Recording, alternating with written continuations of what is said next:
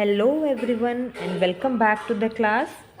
सो consistency से preparation और preparation से सिलेक्शन, यही हमारा मोटो है। हम अकाउंटेंसी की मेगा मास्टर क्लास को स्टेप बाय स्टेप बिल्ड कर रहे हैं, जहाँ पे हम एमसीक्यूज़ को सॉल्व नहीं कर रहे बल्कि उसके पीछे का पूरा कंसेप्ट भी क्लियर कर रहे हैं। अभी तक हमने कई डिफ़िकल्ट क्वेश्चंस को, असर्शन रीजंस टाइप के और तरह तरह टाइप के क्वेश्चंस को डिटेल में समझा है।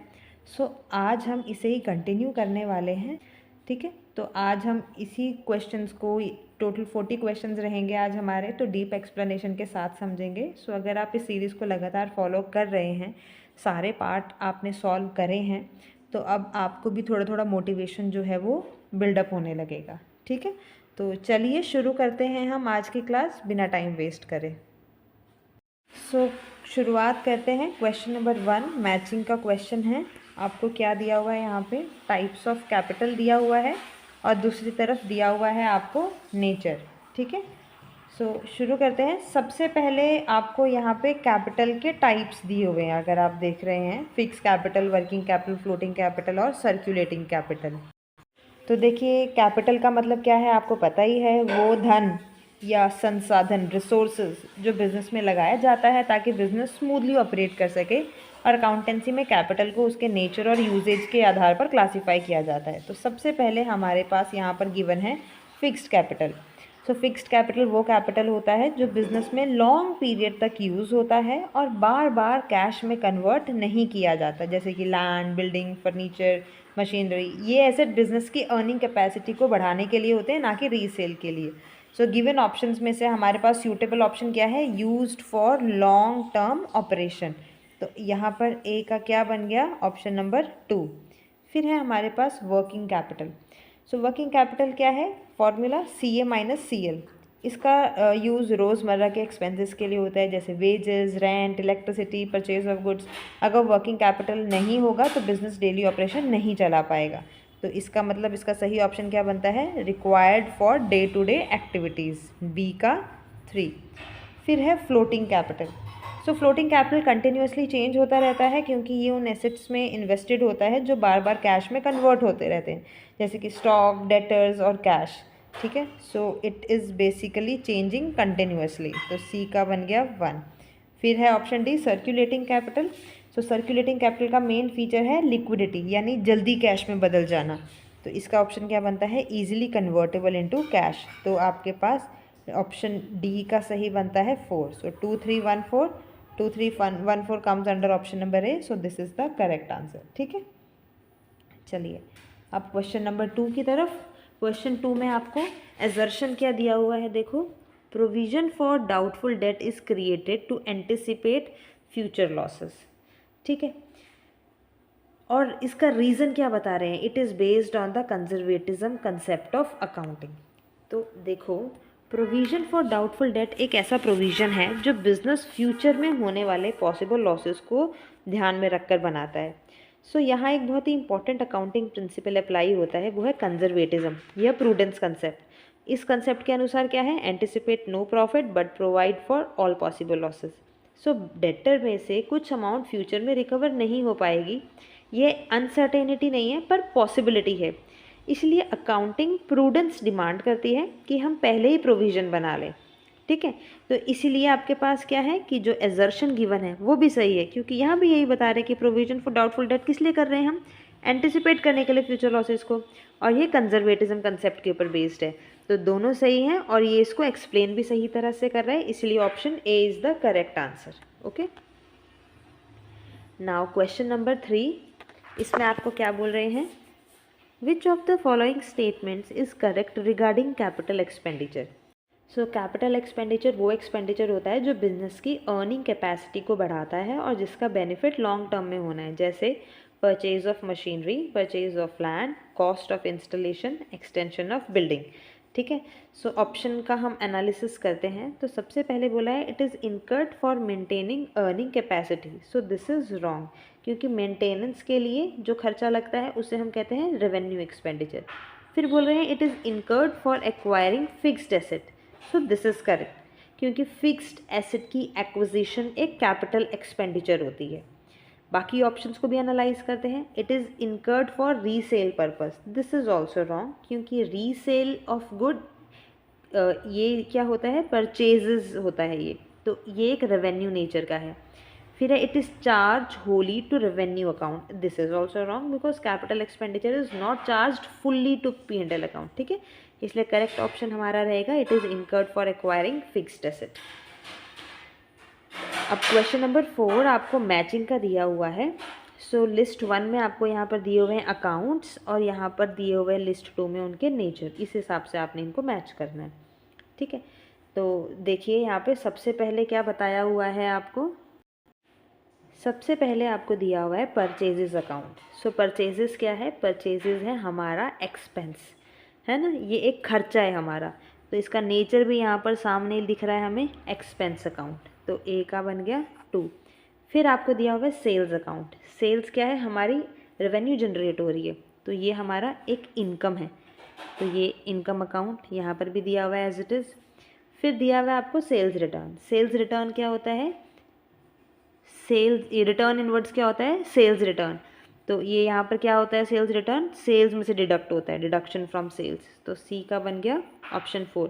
फिर रिटर्न इन आउटवर्ड्स होता है परचेज रिटर्न, सो परचेज रिटर्न परचेज में रिडक्शन करवाता है ना, सो इसका है रिडक्शन इन परचेज, ये ऑप्शन यहाँ पर ये एडिटिंग मिस्टेक हो गई है, सो यहाँ पर आएगा रिडक्शन इन परचेज, और डी का बनेगा option number 1। So 2 3 4 1 comes under option number 2 3 4 1 comes under option number B, so this will be the correct answer, ठीक है। नाउ क्वेश्चन नंबर 5, इसमें आपको एजर्शन रीज़न ये डेप्रिसिएशन के ऊपर दिया हुआ है।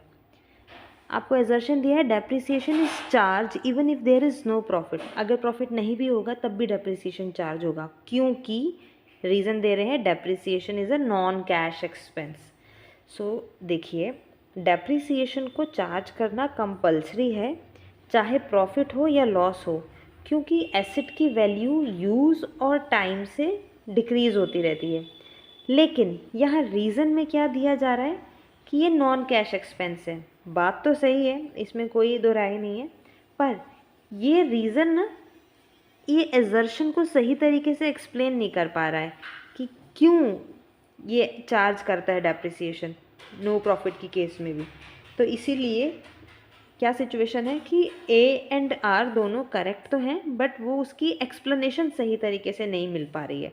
सो बी ऑप्शन जो है ये सही रहेगा आपके पास यहाँ पर, ठीक है।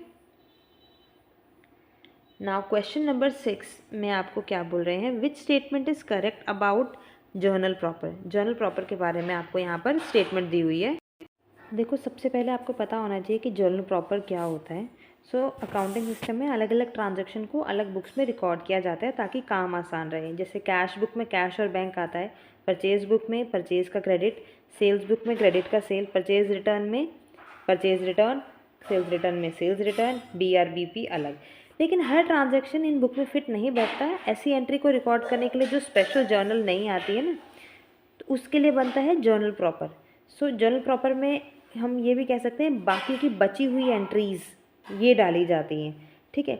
अब हम एक एक ऑप्शंस को वो करते हैं, एनालाइज करते हैं। पहले बोला है cash transactions are recorded, so this is wrong, क्योंकि कैश से जुड़ी हुई हर एंट्री कहाँ आती है, कैश बुक में, इसलिए कैश ट्रांजैक्शन जर्नल प्रॉपर में तो नहीं आएगी। फिर बोल रहे हैं credit transaction of goods are recorded, so ये भी गलत है, क्योंकि क्रेडिट परचेज जो है वो परचेज बुक में आएगी और क्रेडिट सेल जो है वो सेल्स बुक में आएगी। सो जर्नल प्रॉपर में गुड्स की नॉर्मल बाइंग सेलिंग एंट्री नहीं की जाती है। तीसरा बोल रहे हैं transaction not recorded elsewhere are recorded, so ये सही है आपके पास, ठीक है। सो देखो जर्नल प्रॉपर में आपको पता भी होना चाहिए कि क्या क्या आता है, opening entry, closing entry, rectification entry, transfer entry, depreciation, outstanding, prepaid, interest on capital, drawing adjustment, ये सारी की सारी इस तरह की एंट्रीज आती हैं, ठीक है। एक बार लास्ट वाले को भी देख लेते हैं, personal accounts are not recorded, so ये भी रॉन्ग है, क्योंकि जर्नल प्रॉपर में पर्सनल अकाउंट भी आ सकते हैं। जैसे राम ने अगर मशीनरी खरीदी है क्रेडिट पे, तो वो गुड्स नहीं है, एक एसेट है, तो वो आ सकती है, ठीक है।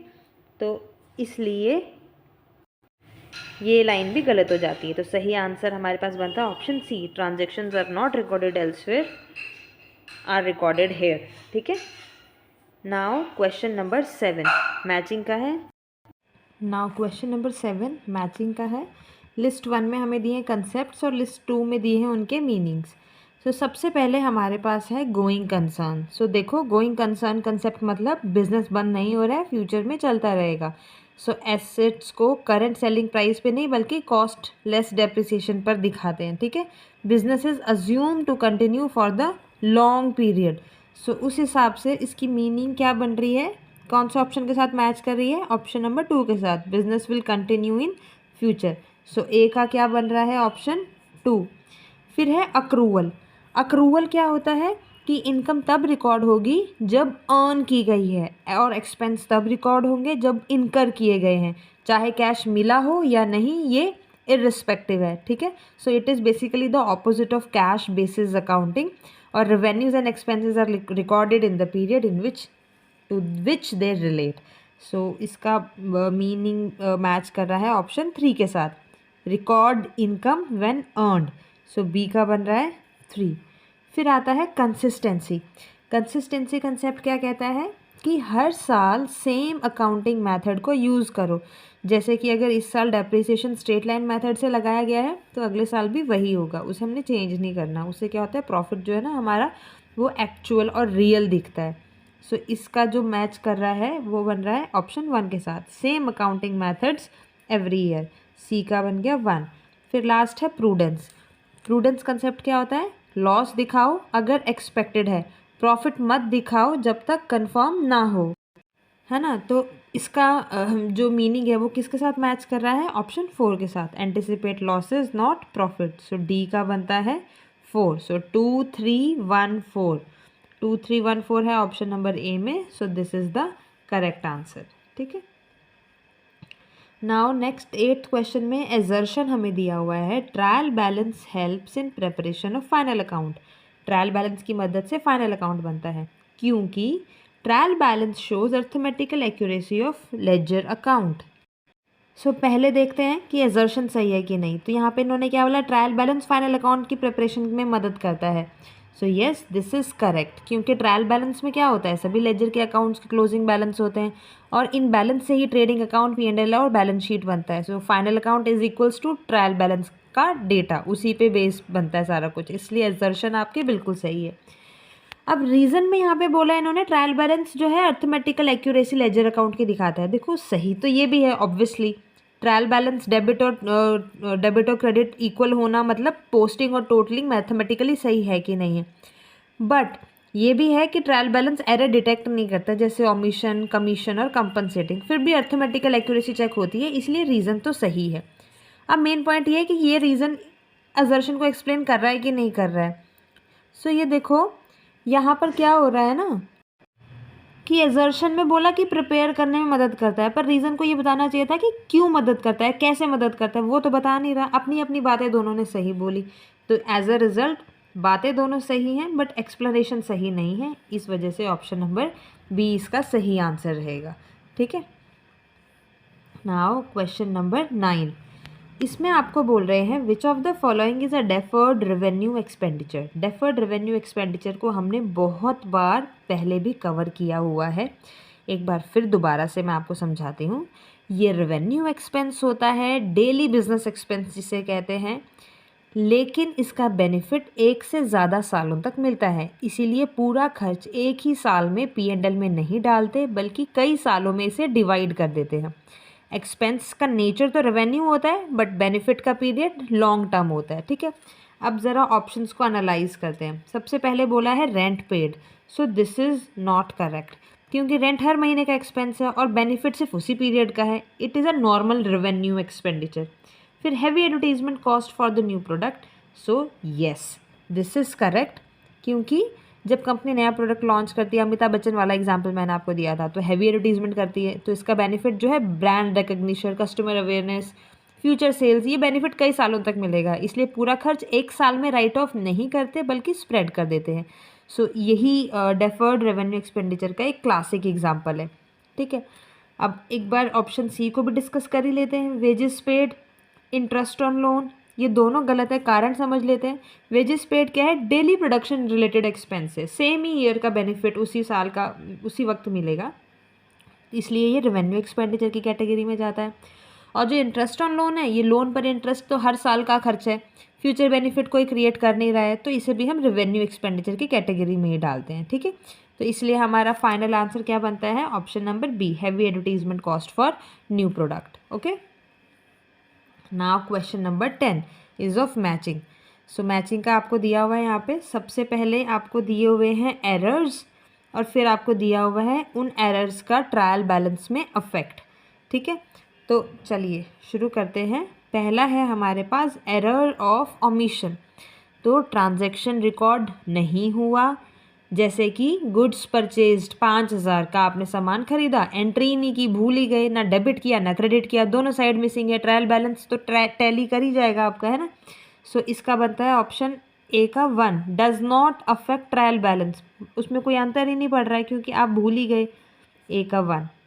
Error of commission, error of commission क्या है? Correct type of account but wrong person या wrong account.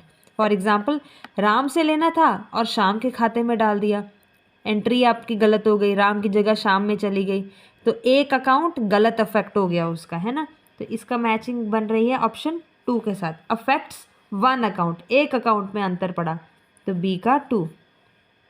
Error of principal, इसका मतलब क्या है कि जो प्रिंसिपल था अकाउंटिंग का वही तोड़ दिया, कैपिटल और रेवेन्यू का रूल ही आपने ख़त्म कर दिया, खरीदा फर्नीचर और डाल दिया एक्सपेंस में, तो एज अ रिजल्ट क्या हुआ कि आपके दोनों अकाउंट में इम्पैक्ट पड़ेगा। जैसे फर्नीचर खरीदा तो एंट्री क्या होनी चाहिए थी? एंट्री होनी चाहिए थी फर्नीचर टू कैश, आपने डाल दिया एक्सपेंस में, तो एक्सपेंस में डालने की वजह से क्या हुआ? आपने एंट्री कर दी एक्सपेंसेस टू कैश, पड़ गया ना दोनों अकाउंट में, जो फर्नीचर में डालना चाहिए था वो डाला ही नहीं और एक एक्सपेंस और नया आपने जनरेट कर दिया, तो 2 अकाउंट इन्वॉल्व हुए इसमें, क्लासिफिकेशन ही आपकी गलत हो गई, तो इसलिए इसका ऑप्शन सही बनता है 3 के साथ, अफेक्ट्स 2 अकाउंट, सी का बन गया 3।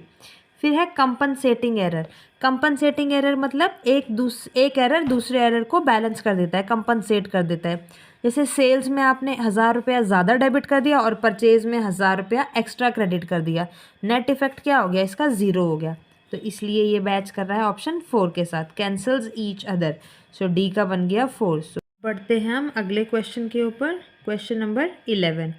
इसमें आपको एजर्शन क्या दिया हुआ है? Outstanding income is an asset, ठीक है, और रीज़न बता रहे हैं it represent income earn but not yet not yet received, ठीक है। तो देखो, आउटस्टैंडिंग इनकम का मतलब होता है ऐसी इनकम जो अर्न हो चुकी है लेकिन कैश अभी रिसीव नहीं हुआ है। मान लीजिए आपने किसी को 10,000 रुपये का लोन दिया और उस पर 1,000 इंटरेस्ट बनता है, इंटरेस्ट ईयर के एंड तक कमाया जा चुका है लेकिन पैसा अभी नहीं आया है, तो सवाल यह है कि वो 1,000 आपका है या नहीं। हाँ, वो आपका लीगल राइट है, और अकाउंटिंग में एनीथिंग विच इज़ राइट और benefit receivable in future, so that is your asset. So assertion का अगर हम एनालिसिस करें, आपको बोल रहे हैं यहाँ पे outstanding income is an asset, तो ये बिल्कुल सही बात है। क्यों? क्योंकि ये फ्यूचर में मिलने वाला बेनिफिट है आपके पास, बिजनेस का लीगल क्लेम है और बैलेंस शीट में एसेट साइड में दिखाया जाएगा, इसलिए एजर्शन बिल्कुल सही है। अब ज़रा हम रीज़न का एनालिसिस करते हैं। It represent income and earn, it represents income earn but not yet received, ये भी 100% सही है। आउटस्टैंडिंग इनकम की डेफिनेशन ही यही है, अर्नड बट नॉट रिसीव्ड। सो इसका मतलब ये है कि एजर्शन बिल्कुल सही है और रीज़न जो है वो एजर्शन को बिल्कुल सही तरीके से एक्सप्लेन कर रहा है। So option A will be the correct answer, ठीक है। ना क्वेश्चन नंबर 12 आपको पूछ रहे हैं which statement is correct regarding goodwill, goodwill के पॉइंट ऑफ व्यू से आपने बताना है यहाँ पे। सो ये देखो, गुडविल का रियल मीनिंग क्या है? बिजनेस की reputation, brand value, customer loyalty, location advantage. जैसे सेम एरिया में 2 मेडिकल स्टोर हैं, सेम मेडिसिन बेचते हैं लेकिन एक की सेल ज़्यादा है, वाई? Because of goodwill. चलिए अब ऑप्शंस का एनालिसिस करते हैं। It is always shown in balance sheet, wrong, ये गलत है। Self generated goodwill balance sheet में दिखती ही नहीं है, सिर्फ परचेज्ड गुडविल ही दिखाई जाती है, तो ये गलत हो गया। It is a fictitious asset, ये भी रॉन्ग। फिक्टिशियस एसेट्स मतलब expenses that are not written off, but goodwill क्या है? एक इंटेंजिबल एसेट है, फिक्टिशियस नहीं है। फिर ऑप्शन सी है, it represent reputation of business, ये सही है, कंसेप्चुअली भी करेक्ट है और डेफिनेशन के हिसाब से भी ये सही है ऑप्शन। रेपुटेशन ही बताता है बिजनेस की। It is created by agreement only, so this is wrong. Agreement से गुडविल क्वांटिफाइड हो सकती है, लेकिन गुडविल एग्जिस्ट रेप्यूटेशन से ही कर पाती है, ठीक है। So you need to remember एक चीज़ कि गुडविल इंटेंजिबल एसेट है, फिक्टिशियस एसेट नहीं। इस नाम पे भी बहुत बार क्वेश्चन एग्जाम में आ जाता है, ठीक है। नाउ क्वेश्चन नंबर 13 मैचिंग का है। इस तरफ आपको दिया है फाइनेंशियल स्टेटमेंट और दूसरी तरफ दिया है उसके पर्पस दिए हुए हैं आपको, ठीक है। सो सबसे पहले हमारे पास है ट्रेडिंग अकाउंट। सो देखो ट्रेडिंग अकाउंट का सोल पर्पस क्या होता है, ग्रॉस प्रॉफिट या ग्रॉस लॉस निकालना, है ना। तो उस हिसाब से आपके पास सामने ऑप्शन भी दिया हुआ है, ग्रॉस प्रॉफिट ए का 2। फिर आपके पास है प्रॉफिट एंड लॉस अकाउंट। सो जितने भी इनडायरेक्ट इनकम्स एंड एक्सपेंसेस हैं वो सारी यहाँ आएगी और फाइनल प्रॉफिट का कैलकुलेशन करेगा, क्या निकालेगा, नेट प्रॉफिट निकालेगा, बी का 3 स्ट्रेट फॉरवर्ड। फिर है balance sheet. Balance sheet assets और लायबिलिटीज दिखाएगा और पर्टिकुलर डेट पे बिजनेस की पोजीशन दिखाएगा। सो ये क्या बता रहा है आपको, फाइनेंशियल पोजीशन, सी का 1। लास्ट है cash flow statement. So inflow and outflow दिखाएगा कैश का, ऑपरेटिंग, इन्वेस्टिंग और फाइनेंसिंग एक्टिविटीज़ रिप्रेजेंट करेगा। तो ये क्या बताता है हमें, कैश की मूवमेंट। सो डी का बन गया ऑप्शन नंबर 4, ठीक है।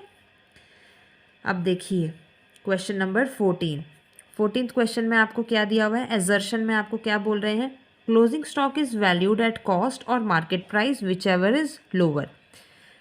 देखो कंजर्वेटिज्म प्रिंसिपल क्या कहता है, anticipate no profit but provide for all possible losses. So closing stock profit को इन्फ्लेट नहीं करता, लॉस को इग्नोर नहीं करता, इसलिए कॉस्ट वर्सेस मार्केट में लोअर वैल्यू को ही हम अडॉप्ट करते हैं। रीज़न भी आपको क्या बोल रहा है, it follows conservative principal. Reason भी डायरेक्टली एक्सप्लेन कर रहा है एजर्शन को। तो इस हिसाब से आपके पास सही ऑप्शन क्या बन जाएगा, ऑप्शन नंबर ए, ठीक है। Now question number 15, which statement is correct about bill receivables. So bill receivables क्या है, promissory note, bill of exchange, वो सारे अमाउंट जो आपको फ्यूचर में मिलने वाले हैं। Anything that is receivable is your asset.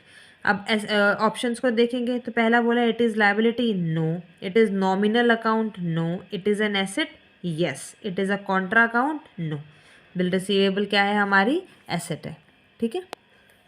Now question number 16 matching का है। एक तरफ आपको अकाउंट दिया है, दूसरी तरफ आपको उसके टाइप दिए हुए हैं। तो सबसे पहले हमारे पास है कैपिटल अकाउंट। सो यहाँ पर बहुत लोग गलती करते हैं और बोलते हैं कैपिटल ओनर का पैसा है तो रियल अकाउंट है। बिल्कुल गलत। अकाउंटिंग का गोल्डन रूल याद रखना, owner is equals to person. Owner चाहे न्यूट्रल हो या नेचुरल हो या आर्टिफिशियल हो, उससे रिलेटेड अकाउंट जो है वो पर्सनल अकाउंट ही कहलाया जाएगा। सो कैपिटल ओनर का बिजनेस में क्लेम होता है और ओनर क्या है, एक पर्सन है, इसीलिए कैपिटल क्या हो जाएगा आपका, पर्सनल अकाउंट हो जाएगा, ठीक है। ए का 1 बनेगा। फिर है ड्राइंग। ड्राइंग मतलब ओनर ने बिजनेस से कैश या गुड जो निकाले हैं। अब अगेन ड्राइंग डायरेक्टली ओनर से रिलेटेड है, ओनर पर्सन है। सो ड्राइंग क्या हो जाएगी आपकी, पर्सनल अकाउंट हो जाएगी, ठीक है। सो बी का भी क्या बन रहा है, ऑप्शन 1 बन रहा है। अब तीसरा आपको दिया हुआ है सैलरी। सैलरी क्या है, expense, loss to business. Accounting rule क्या कहता है, all expenses and losses go to nominal account. So salary क्या बनेगी हमारी, नॉमिनल अकाउंट। बी का 1, सी का 3। फिर है आपके पास लास्ट में सेल्स अकाउंट। सेल क्या है, हमारी इनकम है, it is a gain to business. So जितने भी इनकम एंड गेन है नॉमिनल अकाउंट में जाएंगे, तो सेल भी आपके पास कहाँ जाएगा, नॉमिनल अकाउंट में। तो डी का हो जाएगा 3। घबराना नहीं, ये ऐसा ही हो रहा है, ऑप्शंस भी देख लेना, ए का 1, बी का 1, सी का 3, सी का 3, है ना। तो ए का 1, बी का 1, सी का 3, डी का 3, ठीक है। ऑप्शन नंबर ए, ऐसा भी हो सकता है, कुछ भी हो सकता है, ठीक है। नाउ क्वेश्चन नंबर 17, एजर्शन आपको दिया है प्रीपेड एक्सपेंसेस आर एसेट्स, ठीक है। प्रीपेड एक्सपेंस क्या होते हैं, expenses paid now, benefit in future. Rent 12,000 का, paid for 1 year. Accounting year जो आपका एंड हो रहा है वो 6 महीने के बाद हो रहा है, तो बाकी के बचे हुए 6 महीने पेमेंट तो कर दिया आपने पर यूज़ नहीं किया, तो क्या वो पैसा वेस्ट होगा, नहीं, वो आपको फ्यूचर बेनिफिट देगा। तो ये आपकी एसेट क्यों है, एसेट बोल रहे हैं ना यहाँ पे, प्रीपेड एसेट है आपकी, एसेट क्यों है, क्योंकि ये फ्यूचर इकोनॉमिक बेनिफिट आपको दे रहा है, ठीक है, याद रखना है। प्रीपेड एक्सपेंसेस जैसे आपको देते हैं फ्यूचर सर्विस, फ्यूचर बेनिफिट।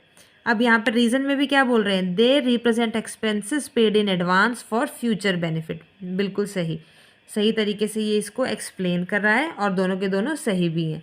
ठीक है, तो इस वजह से आपके पास कौन सा ऑप्शन बनेगा, ऑप्शन नंबर ए। ओके, नाउ क्वेश्चन नंबर 18, इसमें आपको बोल रहे हैं विच statement is correct regarding debit note. Debit note के बारे में बताना है। तो पहले डेबिट नोट का मीनिंग क्या होता है, buyer informs seller you are debited. So what will be the situation, goods will be returned, they will be overcharged due to quality issue, है ना, कोई भी कारण हो सकता है रिटर्न होने का। तो बायर बेसिकली बोलता है कि मैं तुम्हें इतना इतना डेबिट कर रहा हूँ, इसलिए डेबिट नोट जो है वो बायर इशू करता है। ठीक है, अब देखो ऑप्शन में भी क्या बोल रहे हैं, issued by buyer. Yes, buyer issue करके बताता है इसको। Issued by seller, reduces purchase, increases sales, ये सारे आपके गलत ऑप्शन है, क्योंकि सेलर जो है वो क्रेडिट नोट इशू करता है, डेबिट नोट नहीं। परचेज रिड्यूस होना इनडायरेक्ट इफेक्ट है, डायरेक्ट डेफिनेशन नहीं हुई उसकी। और इंक्रीजेस सेल्स, ये तो ऑपोजिट इफेक्ट होता है इसका। ठीक है, तो सही आंसर आपके पास ऑप्शन नंबर ए बनता है। नाउ क्वेश्चन नंबर 19, मैचिंग का क्वेश्चन। आपको रिजर्व्स दिए हुए हैं और इस तरफ उनका नेचर दिया हुआ है। सबसे पहले हमारे पास है capital reserve. So capital reserve क्या होता है, ये कहाँ से बनते हैं, कैपिटल प्रॉफिट से बनते हैं, जैसे कि sale of fixed asset, revaluation profit. आपने याद रखना है capital reserve is equals to capital profit, ये इधर क्रिएटेड फ्रॉम कैपिटल प्रॉफिट। ठीक है, ये ऑप्शन 3 के साथ। फिर है रेवेन्यू रिजर्व। रेवेन्यू रिजर्व क्या है, नॉर्मल बिजनेस प्रॉफिट से बनता है ये, तो वो रेवेन्यू रिजर्व कहलाता है। ठीक है, सो ये आएगा क्रिएटेड फ्रॉम प्रॉफिट। ठीक है, फिर है जनरल रिजर्व। सो ये एक तरह का फ्री रिजर्व होता है, can be used for any purpose, dividend distribution के लिए भी यूज़ हो जाता है ये। ठीक है, फिर है सीक्रेट रिजर्व, नाम ही इसका यही है, सीक्रेट है, so it is not shown in balance sheet. Hidden reserve होता है ये एक तरह का, ये कैसे क्रिएट किया जाता है, एसेट्स को अंडर वैल्यू करके या लायबिलिटीज़ को ओवरस्टेट करके, बट ओपनली इसको शो नहीं किया जाता है। ठीक है,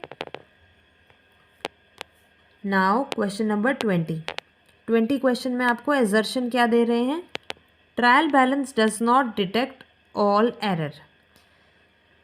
देखो ट्रायल बैलेंस का रोल क्या है, अर्थमेटिकल एक्यूरेसी को चेक करना, पर जो कंसेप्चुअल मिस्टेक्स हैं उनको तो वो चेक करता ही नहीं है ना। अच्छा, रीज़न क्या बता रहे हैं ये, error of principle does not affect trial balance. अब एरर ऑफ प्रिंसिपल क्या है, purchase of machinery debited to purchase account, तो डेबिट भी हो गया क्रेडिट भी हो गया, ट्रायल बैलेंस टैली भी कर गया, लेकिन क्लासिफिकेशन गलत हो गई, इसका मतलब ट्रायल बैलेंस फेल हो गया। तो एज अ रिजल्ट आपका एजर्शन तो सही है, ट्रायल बैलेंस सारे डिटेक्ट नहीं कर पाता है एरर, सही बात है। रीज़न भी सही है कि एरर ऑफ प्रिंसिपल जो है वो ट्रायल बैलेंस को अफेक्ट नहीं कर पाती है, पर अब ये है कि ये आपका जो रीज़न है ना, ये भी कहीं ना कहीं आपके एजर्शन को एक्सप्लेन कर रहा है। सो आपके पास सही आंसर क्या बन जाएगा, ऑप्शन नंबर ए। नाउ क्वेश्चन नंबर 21, इसमें आपको क्या बोल रहे हैं, which statement is correct regarding manufacturing account. Manufacturing account के बारे में आपको पूछ रहे हैं। तो देखो मैन्युफैक्चरिंग अकाउंट क्या है, प्रोडक्शन ओरिएंटेड अकाउंट है, जिसका ऑब्जेक्टिव क्या होता है, to find out the cost of making goods. Only manufacturer prepare it, trader never do it, याद रखना। ठीक है, मैन्युफैक्चरिंग अकाउंट में क्या क्या आ सकता है, raw material consume, direct labour, factory overhead, opening and closing stock of raw material. ठीक है, सो अब इनके ऑप्शंस को हम एनालाइज करते हैं। इट शोज़ नेट प्रॉफिट, नहीं, क्योंकि ये प्रॉफिट एंड लॉस अकाउंट का काम है। It shows cost of production, so ये आपको सही एक्सप्लेनेशन दे रहा है, कॉस्ट ऑफ प्रोडक्शन ये शो करता है, so this will be correct. It is prepared by traders only, नहीं, only manufacturers, trader don't prepare this. It is a part of balance sheet, no, it is not a part of balance sheet, it is a part of final account. So option B आपके पास सही answer यहाँ पर बनता है। ठीक है, now question number 22, matching का question है। एक तरफ आपको दिया है एडजस्टमेंट, दूसरी तरफ दिया है शोन एज, वो कैसे दिखती है। तो सबसे पहले है आपके पास यहाँ क्लोजिंग स्टॉक। सो क्लोजिंग स्टॉक क्या होती है हमारी, एसेट होती है। ये ऐसा स्टॉक है that is not sold yet, economic benefit है और फ्यूचर सेल के लिए भी है ये। बैलेंस शीट में एसेट, ट्रेडिंग अकाउंट में एडजस्टमेंट, इस तरह से शो होता है ये। फिर आउटस्टैंडिंग एक्सपेंस, अब ये एक्सपेंस है ना, एक्सपेंस इनकर्ड बट अनपेड, जैसे सैलरी आउटस्टैंडिंग। फिर प्रीपेड एक्सपेंस, प्रीपेड एक्सपेंस क्या है हमारी, एक एसेट है ना, क्योंकि already paid benefit in future, जैसे rent paid for next year. Accrued income, accrued income क्या है हमारी, एसेट है, अर्नड बट नॉट रिसीव्ड, जैसे इंटरेस्ट रिसीवेबल्स। ठीक है, तो क्या क्या हमारे ऑप्शन यहाँ पे बन रहे हैं, ए का 2, बी का 4, सी का भी 2 और डी का भी 2, 2 4 2 2।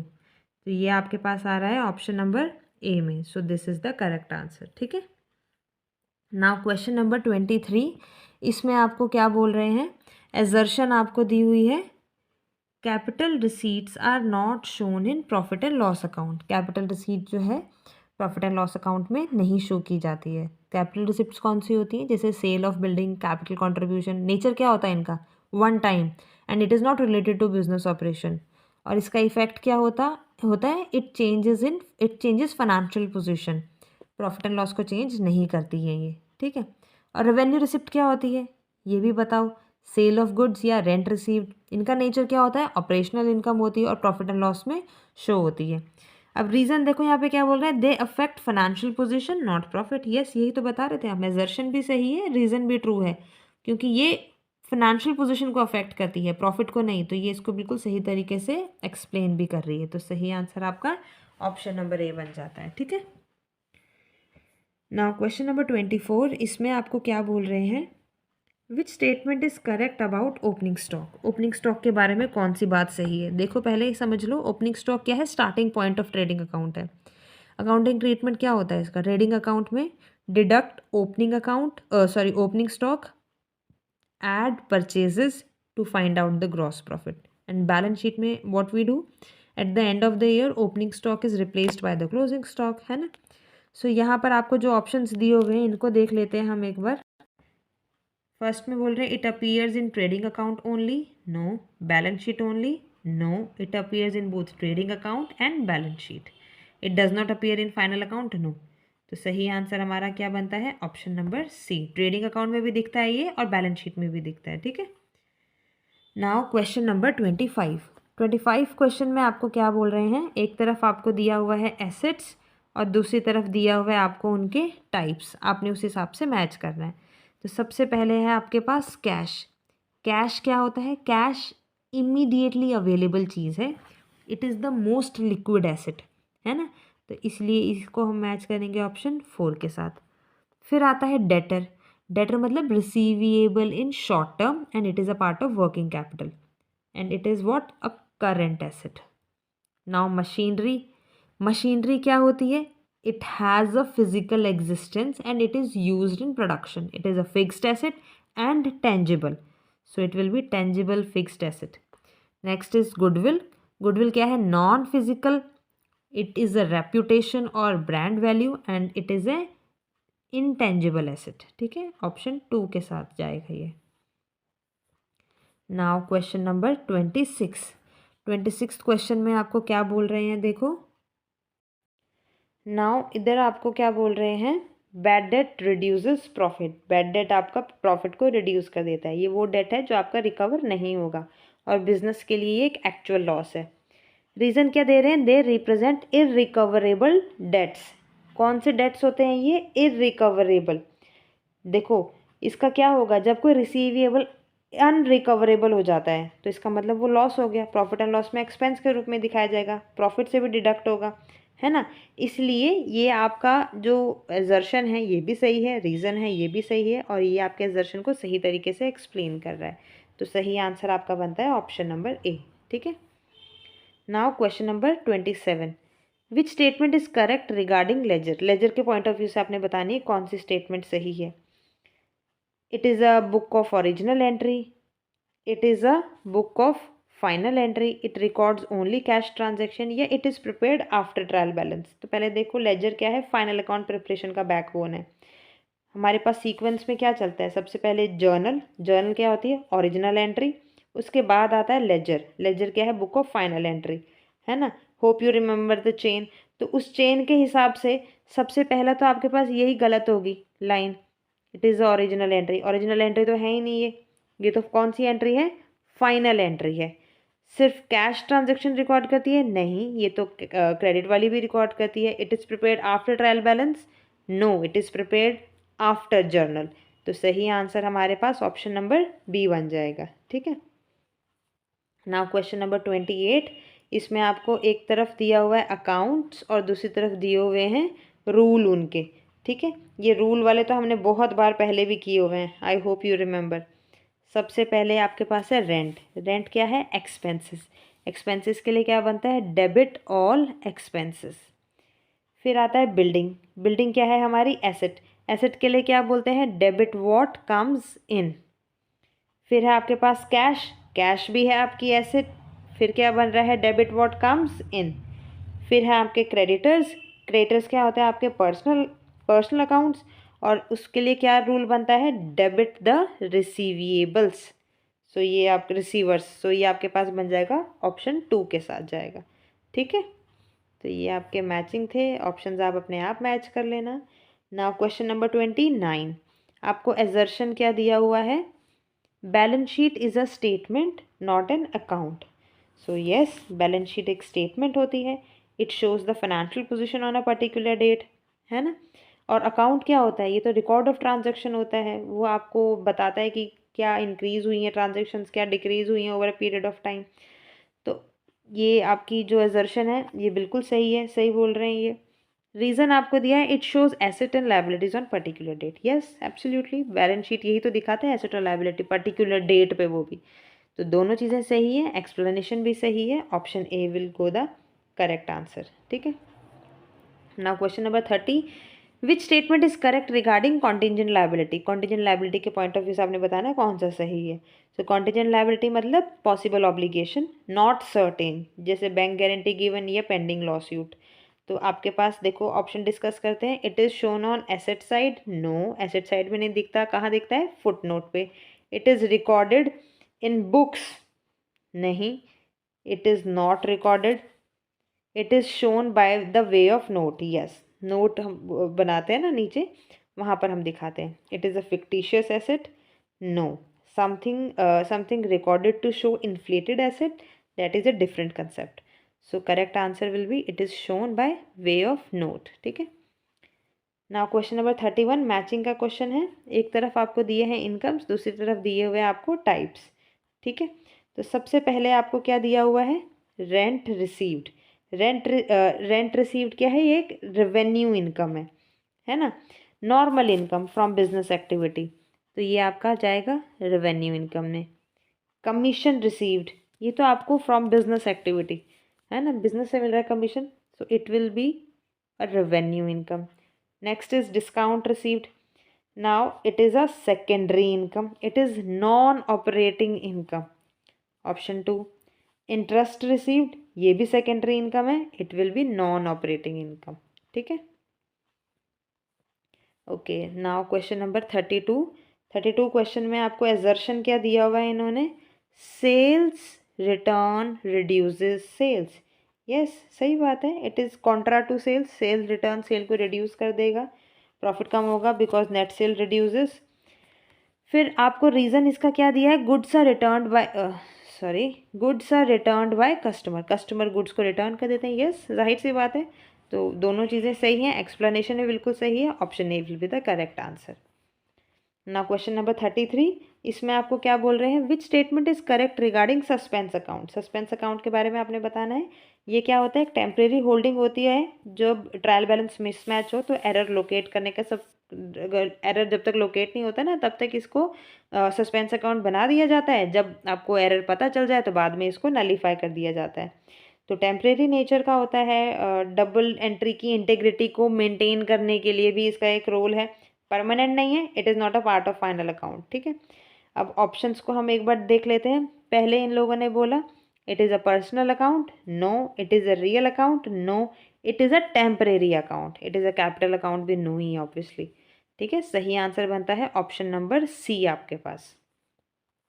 ना क्वेश्चन नंबर 34 मैचिंग का क्वेश्चन है। एक तरफ आपको दिया हुआ है कॉस्ट और दूसरी तरफ आपको दी हुई है इंक्लूड्स। क्या क्या इंक्लूड करता है ये, ठीक है। अब देखो यहाँ पे सबसे पहले क्या दिया है, prime cost. So prime cost क्या है, डायरेक्ट कॉस्ट ओनली। तो इसमें क्या मिलेगा आपको, direct material, direct labour, direct चीज़ें। फिर फैक्ट्री कॉस्ट, फैक्ट्री कॉस्ट में होता है प्राइम कॉस्ट और फैक्ट्री ओवरहेड, जो कि है आपके ऑप्शन नंबर 3 में। फिर है कॉस्ट ऑफ प्रोडक्शन, ये दिखाता है फैक्ट्री कॉस्ट और एडमिनिस्ट्रेटिव एक्सपेंसेस ऑप्शन 1 में। फिर कॉस्ट ऑफ गुड्स सोल्ड, ये क्या दिखाता है आपको, opening stock plus cost of production plus purchases. So it goes with option number 4, ठीक है। नाउ क्वेश्चन नंबर 35, एजर्शन आपको दिया है ड्राइंग रिड्यूसेस कैपिटल। सही बात है, ड्राइंग कैपिटल को कम कर देगा, ओनर घर ले गया है वो पैसा। फिर रीजन दे रहे हैं, they represent withdrawal of cash और good by owner. Exactly, cash या गुड कोई भी कुछ भी चीज़ ले जा सकता है ओनर। तो दोनों चीज़ें सही हैं और आपस में ये एक दूसरे को एक्सप्लेन भी सही तरीके से कर रहे हैं। So option A will be the correct answer. Question number 36, which statement is correct regarding single entry system.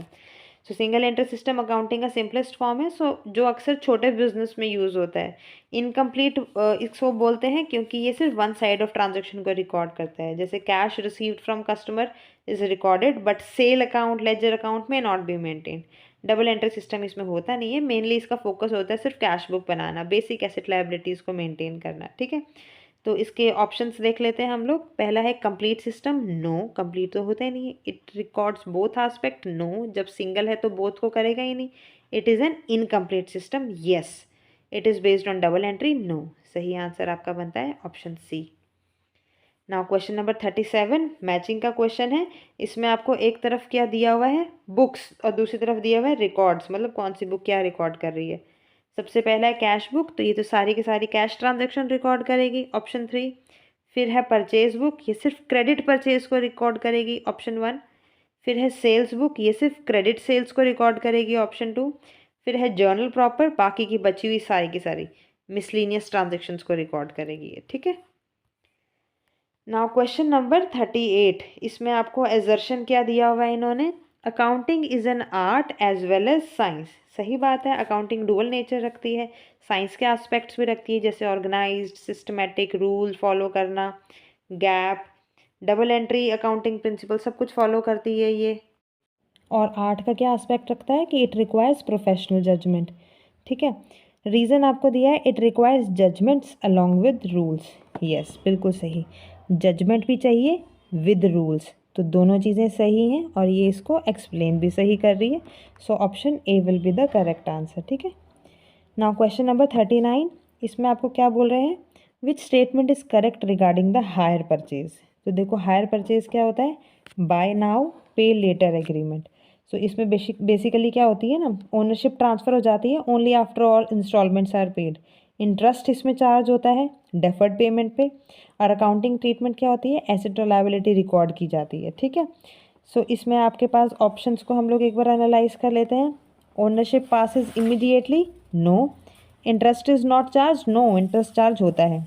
Ownership passes after last instalment, yes, जैसे लास्ट इंस्टॉलमेंट पे हो जाएगी तब वो प्रोडक्ट जो है वो कस्टमर का कहलाएगा। It is same as instalment system, no. सही आंसर क्या बनता है आपका, option number C. Now last question, matching का क्वेश्चन है आपके पास। एक तरफ आपको क्या दी हुई है, स्टेटमेंट्स, और दूसरी तरफ दी हुई है प्रिपेयर्ड बाय, कौन प्रिपेयर करता है। पहला है रिसीट्स एंड पेमेंट अकाउंट, ये बेसिकली कैश बेसिस पर होता है, इसको प्रिपेयर करती हैं नॉट प्रॉफिट ऑर्गेनाइजेशंस। फिर आता है इनकम एंड एक्सपेंडिचर, ये अक्रूवल बेसिस पर होती हैं और इनको भी एनपीओ ही मेंटेन करती हैं।